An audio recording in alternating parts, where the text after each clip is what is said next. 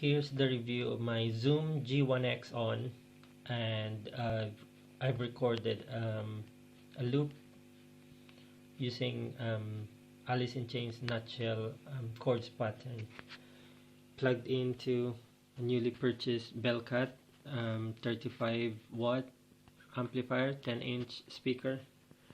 So here's the sound.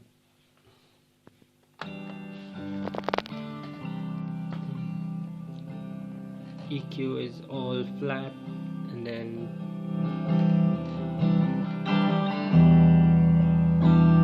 it's hardly on number one.